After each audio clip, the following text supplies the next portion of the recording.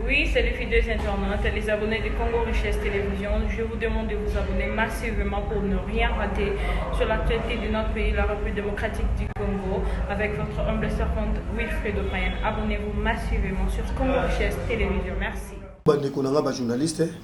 Lelo Ezali le 25 août 2021. Et Lelo, point de presse, il y a Lelo, na Combo et Abane Congo Nyonso. Congo Nyonso parce que Ngai Mongo Nazali ne Congo, Nazali coordinateur national de l'Union, ce que dit ne Congo, et candidat président à force du progrès IDPS. Nango na sengi bino ba journaliste. Et batu nyonso bazali awa merci pour la présence na bino na point de presse oyo ezali intitulé citation de la province du Congo central et âgé de l'air. Ya liboso naza ko remercier le chef de l'État, garant de la nation pour la grâce na yende oyo tozomona lelo IGF oyo ezalaki presque ya kokufa et IGF eza en action. IGF ezo sala musala nango à toute indépendance. C'est pourquoi biso ba Congo tozoba klayango ba fleur parce que asali musala naye na province na biso ya Congo central et lelo ba résultat et pesu oyo ezali. C'est pourquoi to za ko remercier nanu IGF na le mbuta Gilles Alingete. To za ko remercier Gilles Alingete et to za ko encourager ye. Tous encouragé et Zalakaka pour la Congo centralité, mais IGF et continuer na ilan na yango na ndenge yo sala musala na yango na sentinelle il y a finance publique pour na ko inviter ba détournement et pour na ko inviter ba exploitation mabe nyonso oyo ezo salima na gestion ya mboka. Troisièmement, tous les Koloba, na nyonso batangi ba monta batangi na IGF qui ba moko nyonso wana to ba évaluer on sali ba 13 millions de dollars. Mais to senga na IGF premièrement à rendre to senga na procureur général parce que dossier est que na niveau ya parquet général. To senga na procureur général à rendre dans nos comptes na dossier ya moko stade parce que na mikada zo la kisabiso que dossier stade à Congo central 2 500 000 dollars oyo de fait Jacques Mbado atikaki na kata bureau na ye bakutaki 2 500 000 dollars ezali wapi tomoni yango na dossier wala te. Deuxièmement 6 millions de dollars oyo ezalaki autorisé na président et assemblée provinciale oyo papa Matusila honorable Matusila abimisaki 6 millions de dollars après que président Matusila et assemblée provinciale Kokota ya président Jean-Claude Mvemba a économisé 9 millions de dollars. Mais nous sommes tous les gens qui sont maté. Mais nous sommes les cité presque en dollars.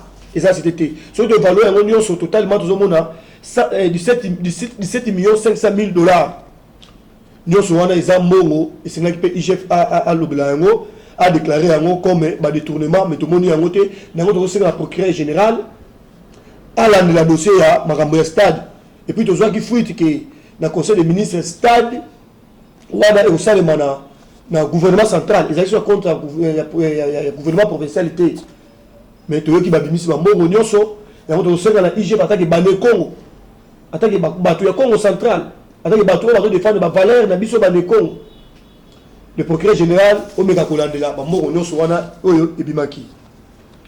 Deuxièmement, à part le détournement à Moro stade, deuxièmement, détournement salaire ya ba ministre na ba membre ya cabinet ba membre ya cabinet oyo ba bana ko futa ba bana ko futa bango na 1/3 ya salaire yemo atuma to bona bango zola 2/3 ezali pe ba détournement. Troisièmement que la sous ba détournement ya ba indemnité de sortie ya ba ministre nyonso na ba cabinet na ba directeur du cabinet ba mbongo nyonso wana faut ko landela yango. Parce que le monde les alliés ils ont côté. Et puis dans l'indemnité de sortie, il y a des salaire à niveau péage parce que péage 36 mois impayés le procureur général. Les autres sont l'état de droit. 42 mois impayé, de fin de chaque imbado à Tikaki, bateau à Salanjela péage, balongoli bango boye, babengani bango boye, mbongwana et monanate. Alors, sous bateau dernièrement, je crois pas même 2 mois. 36 mois impayé, 5 indemnités de sortie. Moi, quand tu as état de droit, quand même, tu as besoin de seulement dans 4 provinces, au province, il y a Valère, il y a Congo, il y a réputé, il y a bon gestionnaire et il y a Moka.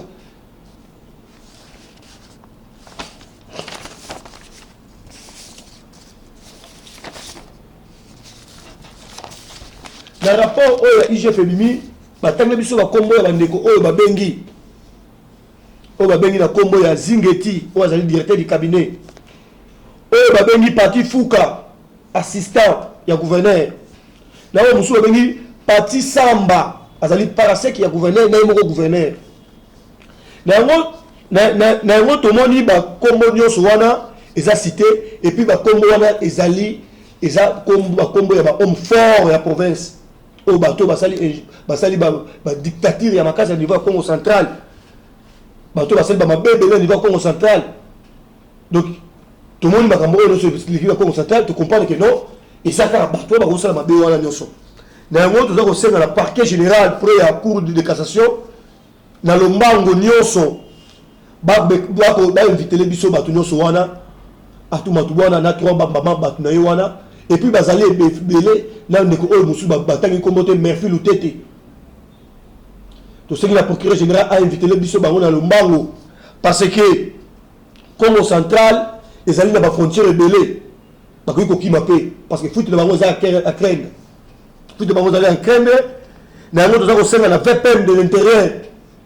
VPM de l'intérieur a instruit dans le service comme DGM, ANR, police armée, va surveiller, 4 personnes va détourner un peuple pour que ne peut Angola parce que biso la constatation la frontière est belée, tout la frontière au niveau d'Angola, tout la frontière au niveau de Brazzaville. Donc en tout moment ba kima et notre soit fuite comptable et gouverneur à tout moment Akimi déjà la minute sur le baboye, Akimi déjà Akimi sur le code d'Angola. Donc on limité ba venture au temps interpeller ba miyibi ba kima to mona ke et ça peut la complicité ba tout mususu oyo bazala catch et to senga sous la justice le parquet général dossier au détournement ya ba Congo central para dans le public ce procès qu'on est à la public parce que biso notoya ko tala ba miyibi oyo ba détourner mbongo ya province parce que to yebi que province ya Congo central et sali et nyoka mi pendant longtemps pendant 4 ans et subir et compétence à gouverneur parce que le gouverneur a tout yéné tout qui na tango autres qui na opposition et il est aussi pouvoir kakayeka mutazalaki effectivement mongo ya Congo central qui na ma poche ya bato mongo il faut ça misala ba kopesa ngona maboko ya bato na ngo tseka la gouverneur la ndela biso ba dossier nyonso oyo parce que ba ndeko Congo central toza impatiemment parce que to senga pour te leli pendant longtemps le chef de l'état et le chef de l'état qui souci na biso Congo central ya ko la ndela bato oyo ba détourner ya mongo oyo ba zalaki ba homme fort. On va qui Koloba qui va soutenir Baron na bato mususu na bandeko ya chef de l'état na bandeko ya maman Denise et tu comprendre que non le chef de l'état va frapper à qui par motuté to ce que le chef de l'état merci mingi tu allez conseiller la sous le dossier tu allez conseiller la dossier il y a Thierry ya batou et sécurité dans niveau Congo central ba dossier nous cela il faut la muka le procureur général et honorable Bilolo lisumu na ye o babomelaki pona nini apesaki salle pona ba poursuivre plénière ya déchéance ya tuma tubwana lelo enquête salemate ki lelo eza na tente to vite nini bazozela 2 Masumbu Baya initiateur ya motion oyo elongoyaki le gouverneur atuma tubwana le gouverneur de Chi Fakwa moyibi munene babomaye boye ti lelo dossier na ye emonelaka te 3 honorable Timba premier suppléant ya tuma tubwana dans l'assemblée provinciale oyo basassina ye na résidence na ye sauvagement na présence ya mwasi na ye bana na ye mpona korefuser koaccompagner atuma tubwana comme dictateur comment mutu o azali la société sous le peuple était mutu ba bomaye qui le lot aussi d'ailleurs ils ont entraîné na niveau auditorat général to éviter ni o le salama na état de droit ni o ba dossier ba mettre na makasi bongo ba ko tika ngo bongo ça ko la yango yango to sur le procureur général à rendre yango justice. 4 honorable Balonda Valérie maman oyo azaki honorable mais babomi kaka boye kaka babomi kaka boye sans suite nango to senga la procureur général to senga la président de la république makambo oyo nyonso ya Congo central oyo ezali base na yo moko ba ko peser na yango parce que soki yo peser na yango te bato ba ke no yo to ezali complice ya makambo oyo nango nyonso nango na ko senga sous de bandeko na ya Congo central to pesa to zongi sa confiance ya chef de l'état sa confiance au chef de l'État quand on a le bino ba chantage nyonso oyo gouverneur bane ko sala o famille ya maman de soutenir yé o famille chef de l'État de soutenir yé o maman de soutenir yé ezali le kuta ngai na ili famille wana bane ko Congo central ngai na ili famille wana et chef de l'État za moto ba valeur et jamais ba ko soutenir ba anti valeur. Mais il y a très bien, il y a un bino et le moni dossier à IGF noir sur blanc et si bien à ta ingérence mon côté politique que bâtir mémoire on a pas passé l'ingérence de dossier on a IGF à celle de Moustapha Malamu et puis sur ma compte vous allez remercier IGF Makasi parce que le peuple on a toujours sous la confiance espoir les années sous mais biso le code de l'obéli à peuple le code de membre IDPS ba cadre IDPS tu manaki toujours que l'obéli ba Congo central que chef de l'état Fati Beto azamuto ba valeur et jamais ko soutenir ba anti valeur jamais chef de l'état ko soutenir ba anti valeur na ngona ko senga na gouvernement ba député à Congo central ba député provincial Congo central to que na conscience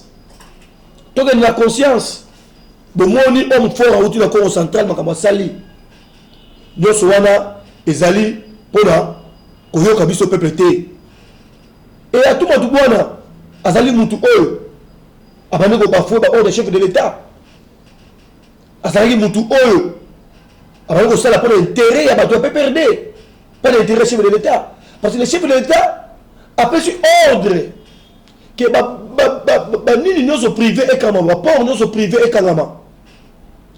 Or de wana ça fait donc il va déjà une année ndambu et va mettre en application té décision wana et le cas du conseil des ministres va mettre en application té nous allons mutu oyo abana ko bafouer image ya chef de l'état le niveau Congo central parce que ba yebi que na IDPS Congo central ali deuxième force ya IDPS nous allons aller kaka po bande ko Congo central ba ina parti na biso IDPS ba ina chef de l'état oyo ali base na ye parce que le chef de l'état a besoin de mboka ba Congo Kinshasa et a tangi mingi na Congo central et IDPS ezali parti na biso ba Congo parce que ezali fondé na niveau ya Kinshasa o ezali central mingi ya ba Congo ezali mingi ya Kinshasa et yango ba salir réputation ya IDPS ko salir image ya chef de l'état et biso ba ne Congo ya IDPS to sedaki na manipulation wana te na ba biloko nyonso wana te yango to telemaki ba ennemi nyonso o ya peuple yango na osenga ba ne Congo central. Nous avons 5 abandonnés sur Congo central. Vous cédez dans la manipulation. Vous cédez dans la manipulation.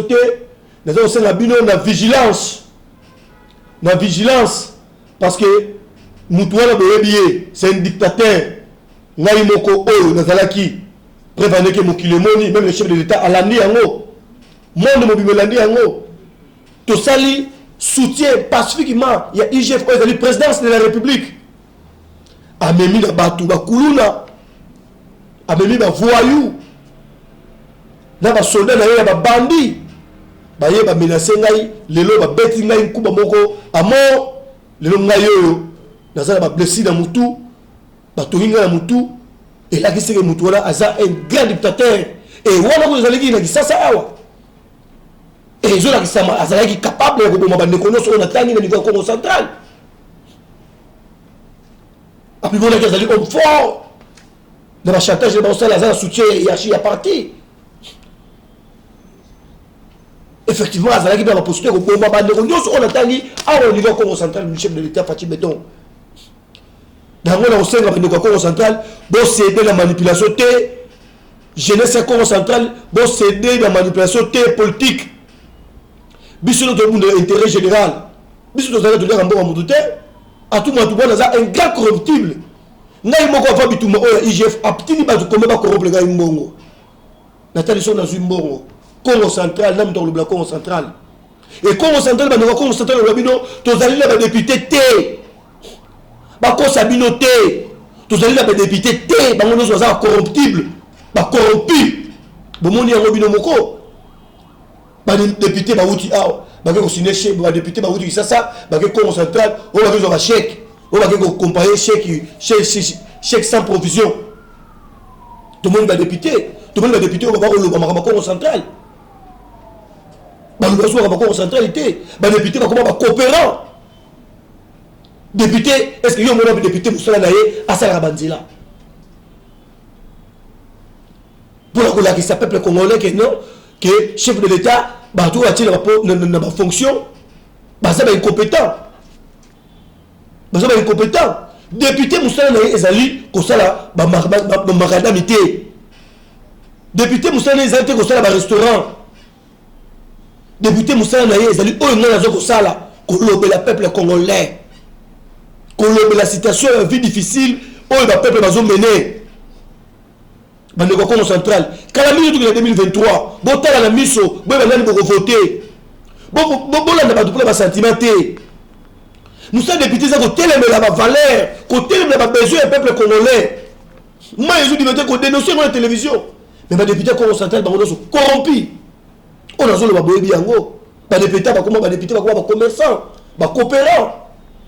Et puis surtout, on va subir le coronaté. Dans notre sein, la chef de l'État, Moutoua va remplacer à tout Matoubuana.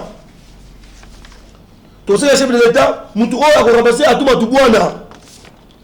Aza la gêne, Aza la gêne, Aza la gêne, oh, Aza la souci à peuple congolais. Aza la gêne, oh, Aza la souci à peuple congolais. Oh, il faut ça la vision chef de l'État. Oh, il a incarné vision chef de l'État. On va bénir le peuple d'abord. Et Moutoua va s'ensabiso. On va bénir Makuku Matatu. Parce que comment ça nous donne Makuku Matatu? Tu as sous la distraction, tu as l'expérience, tu as la volonté de faire. Pas ma coopérant. Tu as la chef de l'État, il y a un Sabiso Moutoua à rediriger province de Nabiso. Pour la ressource, dans le Congo central, la vigilance. La vigilance, et les gens sont mobilisés massivement. Tous ceux là, parquet général, et la convocation de Bandekouana, de mafieux. On va détourner le peuple congolais, on va détourner le Misala, mais c'est au Congo central. Dans la mobilisation générale, Bapé Sabiso journée, on va interpeller, biso notre zalala, liboso et parquet général pour soutenir justice et mort à la biso. Parce que souvent, la justice est corrompue. Parce que la justice élève toute une nation. Et puis, on attaque le peuple de Congo, attaque les ressources Congo central, attaque les jeunesse de Congo de l'IDPS, Togoya, liboso et parquet général pour soutenir justice et la biso et Moka. Je dis, je vous remercie. Oui, c'est les fidèles internautes, les abonnés de Congo Richesse Télévision. Je vous demande de vous abonner massivement pour ne rien rater sur l'actualité de notre pays, la République démocratique du Congo, avec votre humble servante Wilfred O'Brien. Abonnez-vous massivement sur Congo Richesse Télévision. Merci.